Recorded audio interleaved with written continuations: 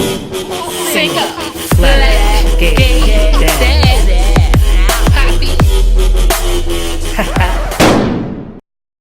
Hello, thank you for tuning in to another episode of Single Black Gay Dad. Today we're going to talk about an exciting yet very nerve-wracking time, which is known as the dreaded 2-week wait. Anyone who's done IVF knows after the transfer, we all go through it, where you are agonizing over every little detail. You're like, did it work? Did the doctor do what he needed to do? Were the best embryos implanted? Are they going to work? Are they going to implant? There are so many millions of things going through your mind. You're trying to do everything in your power to keep yourself busy, keep your mind off of the pregnancy test.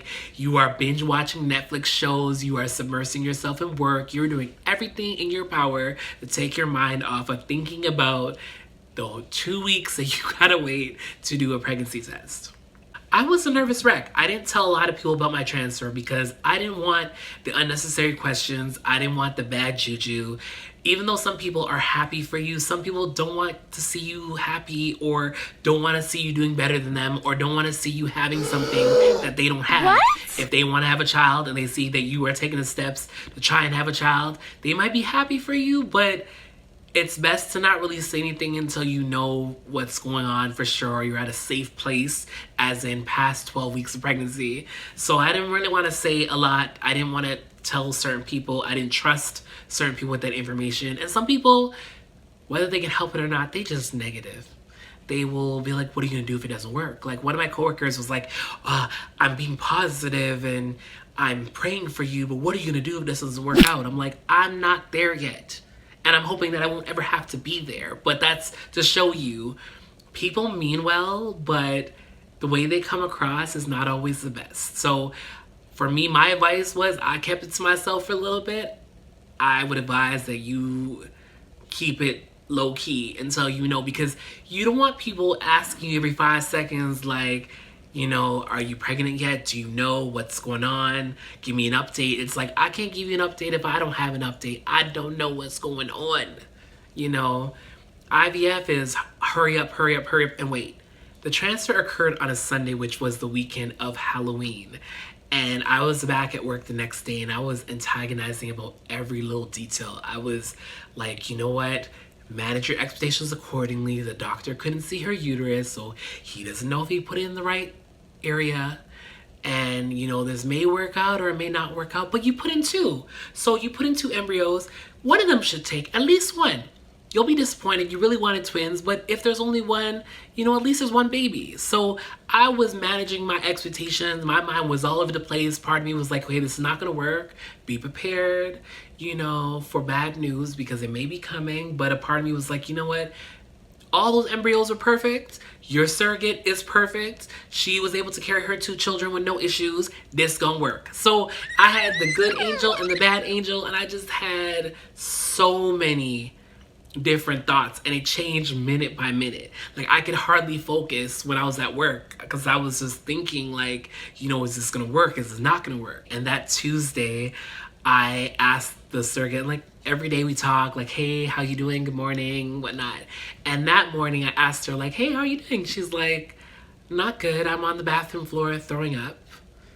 And I was like, throwing up? I'm like, that's like morning sickness, right? No? Yeah?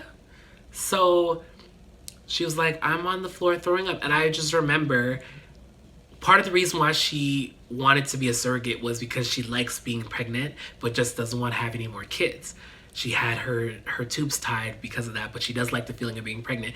And she doesn't encounter morning sickness like most pregnant women. So when I heard that she was throwing up, I was like, that's not like her other pregnancies. So at that point, my set yourself up for disappointment started to turn into, okay, there's a sliver of hope. If the embryos didn't implant, I don't think she'll be feeling sick right now. So I was like, maybe a miracle has happened. Maybe even though the doctor couldn't see where he's putting the embryos, they found their way, and that's okay.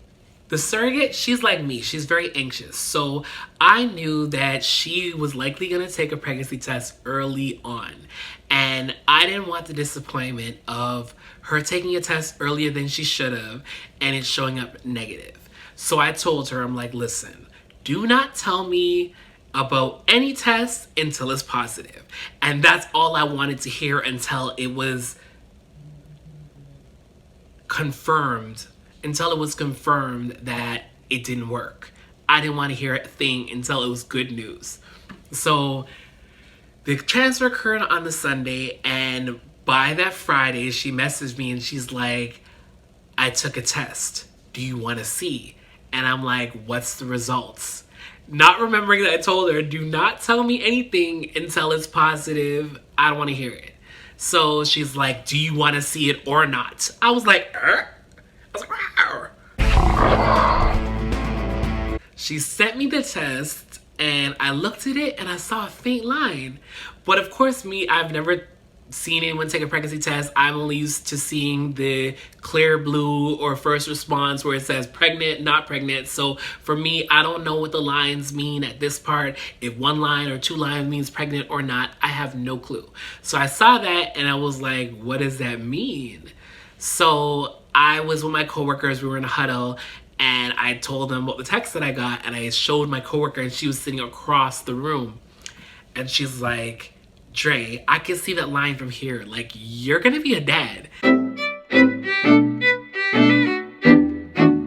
I was like, what? Like, are you for real? So the surrogate responded back to my text, and she's like, it means you're gonna be a father. And I was like, what? So at that point, I went into the washroom at work. I was feeling overwhelmed, and I just sat there looking in the mirror, and I was like, this is really happening. And I had a moment, and I started to cry. And I was like, your life is about to change. Like, you worked so hard for this. You had people call you crazy. You had people say you're gonna be unfit, you're selfish, you ain't never gonna be anything, you're not gonna be a good parent, your lifestyle is gonna be an issue for you raising children. That Friday night, I headed home from work knowing that I was gonna be flying to Hawaii, Honolulu, the next morning. So I called my mom and I told her, I'm like, the surrogate took a pregnancy test and there's a faint line, she's pregnant. And my mom was like, oh. She's like, I'm not gonna get my hopes up. I'm gonna wait till the results from the blood work come in, but okay. So my mom's the type where she's very studious. You know, even when she's excited, she puts on her poker face because she's been disappointed so many times in her life where she just doesn't allow herself to be like, oh my God, this is amazing. She's just like, oh, okay. We'll wait till the results come in. And I was like, girl, this is a good thing. We're just gonna ride this wave of happiness because I was already feeling down, feeling like this was not gonna work. So now that I have a glimmer of hope, I'm gonna hold on to it, hold on to this feeling that I have right now and run with it. So I flew to Hawaii the next morning.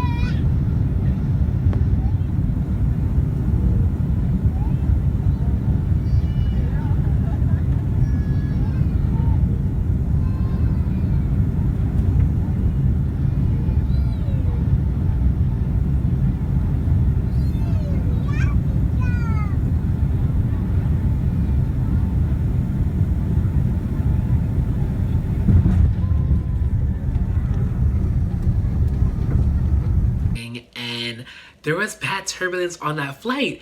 And all I could think was the whole way there, I'm like, I can't die. I'm about to be someone's daddy. Like, I don't know why that was the first thought, but I was like, I can't die, like now, like I'm about to be someone's whole daddy, like I have to live, I got reasons to live. Like I'm telling you, like anyone who's a parent, like not saying that your life has no purpose if you're not a parent, everyone has a purpose, but when you are a parent or you're about to be a parent, like you see your life in a different light. You're like, life ain't about me no more. Like I gotta make right decisions. I can't be out here riding motorcycles and doing things that are gonna put my life at risk. So I was like, if this plane goes down right now, like I got 2 babies potentially that I need to be there for. The week that I was in Hawaii,